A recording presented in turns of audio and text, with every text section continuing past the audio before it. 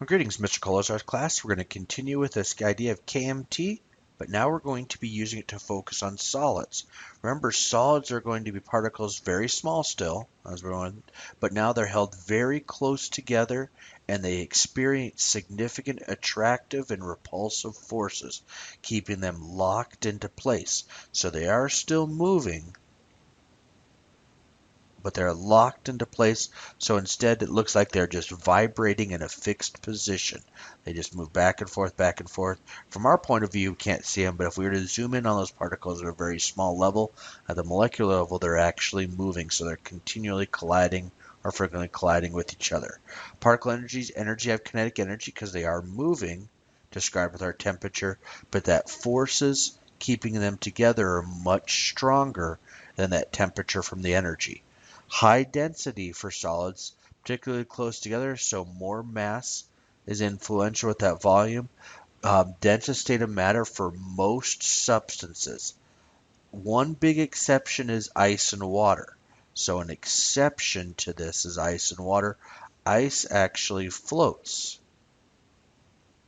on water versus other materials, the density would have that solid being on the bottom.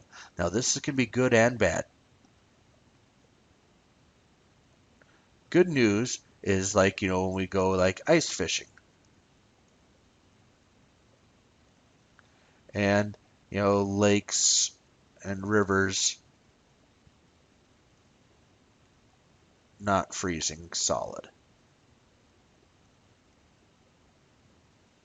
So that allows life in the north basically to survive during the winter time and, not having to restart basically your bed, the pipes in your house can freeze and burst, which can be a big problem there. So ice and water is our exception. Most things are densest when they're in that state of water, our state of solid.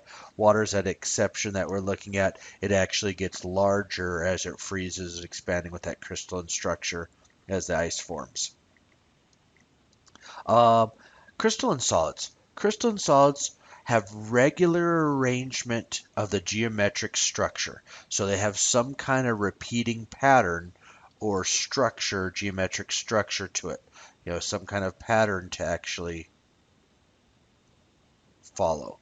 So that pattern could be like salt crystals making a cubic structure there. The unit cell is a smallest arrangement of atoms in that crystalline lattice that has that same symmetry as the whole crystal. So eventually, as you break it down, you can get to the cubic structure that we can see at that molecular level there. So crystals can be really neat to see. Some examples, we've got quartz crystals. So quartz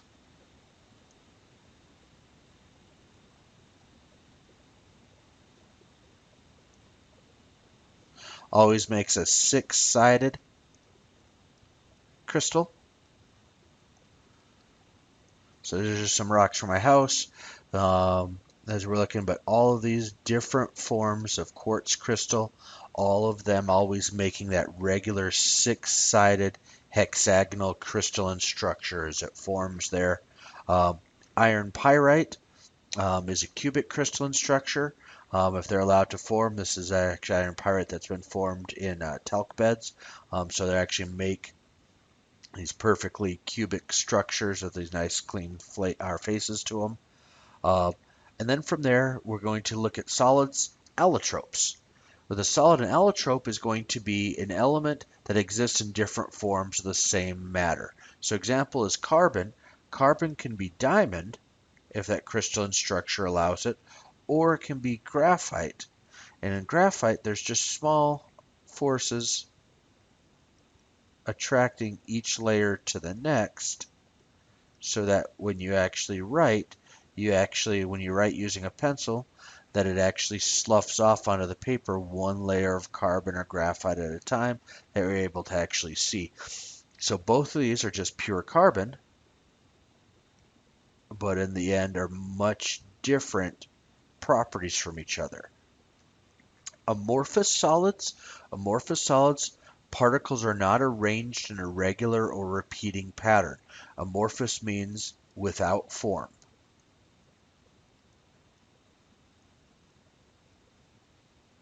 So no actual repeating pattern occurs a lot of times because they're too quick to cool to allow those crystals to form. Glass, rubber, plastics are good examples of amorphous solids, solids that don't have an actual shape to them. We'll go ahead and stop here with this before we continue on with those changing states of matter. Safe travels.